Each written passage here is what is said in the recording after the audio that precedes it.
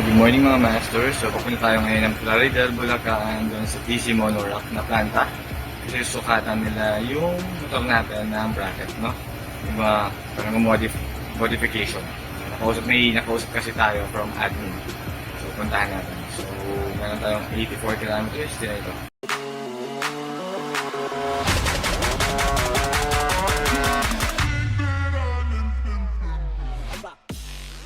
Dito tayo sa DC Monorack. Kanina we are pinakaano nila sa Plaridel, Bulacan. Medyo naligaw pa nga tayo na punta tayo Pampanga. Yan, susukatin na to. Si ma'am kanina. Ito yung compound ng DC Monorack mismo.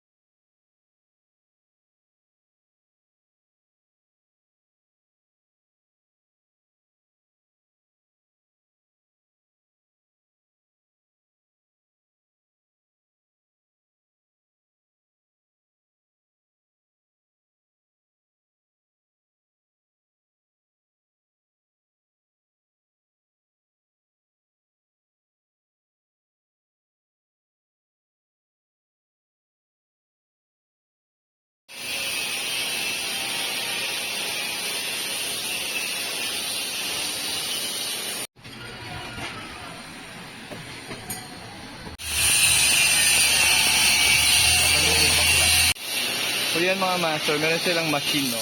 Robotic machine talaga na gumagawa. O, diba? Kaya ganun katibay ang DC Monorack. Kung sa nakikita nyo, yan, sobrang advanced din ng mga gamit na ginagamit dito. Hindi basta-basta. So sabi nga natin, we've been using DC Monorack for 2 years. Yung sa Aerox natin, na pang touring na natin siya pero walang aberyang nangyari.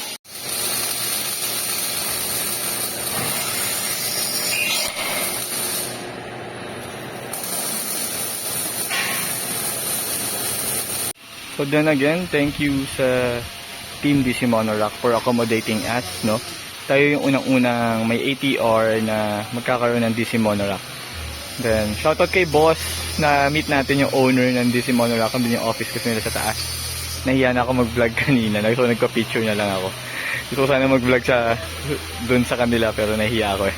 So, nagpa-picture na lang tayo kanina. So, ito si Sir yung pinaka parang chief nila dito sa manufacturing. Siya yung nagsusukat and everything. Tapos, yun. Then, si ma'am yung contact natin sa taas.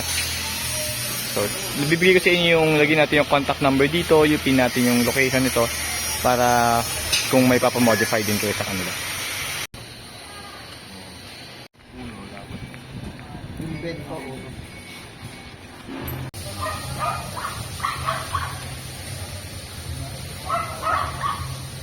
So yan mga master, titry na nilang isukat, cell pack actually, ina-assemble nila. So parts by parts nila ginagawa, parts by parts nila sinusukat para saktong-sakto. Kung makikita nyo.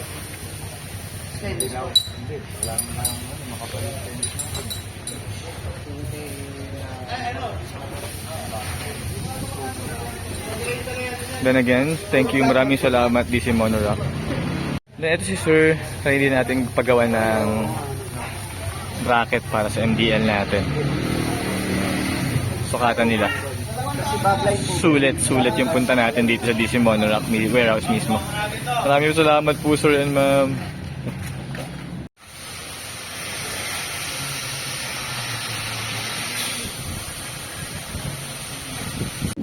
Ni-spot nila. Hindi naman talagang fully weld pa, no?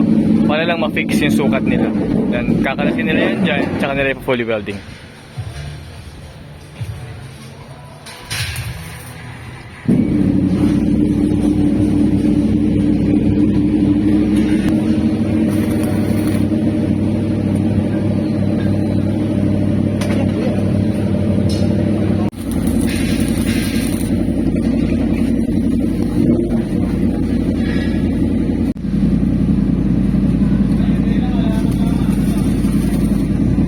Mga master para sa MDL bracket naman natin, no? Para mapakabit na natin yung MDLs natin. Solid. Kompleto talaga sila dito. Ang isa pa is maglalabas daw sila ng mga crash guards dito, no? Inaantay lang yata nila yung machine. Then after nun, ayan. Ayan, for lahat to naka-spot lang.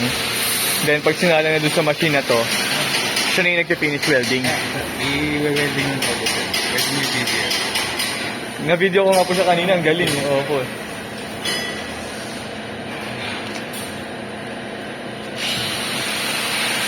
So ayun mga master, na tapos na nilang sukatan, what do you call this, pagkabit-kabitan yung mga parts, i-welding, na finish na. Pero hindi pa actually ito yung pinaka-finish product. No? Ito pa lang yung pinaka-sukat. So after nilang mapolish, kasi ipa-powder coat pa nila, ipapolish pa nila yung mga pinag-weldingan, isi-ship na nila sa bahay natin sa Makati. So ito siya. So yan, yung mga tornilyong ginagamit nila is mga aluminum na. Aluminum na lahat to. So bali ang ginawa pala dito, hindi na tinanggal yung pinaka-stock na bracket. Ito na siya pinaka-babaw.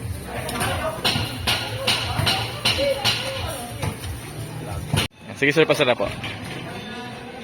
Yan, hindi siya tumatama. Enough space. Enough space. Hindi na pantay. Okay. Hindi na tinanggal yung stock bracket natin. Okay. Solid.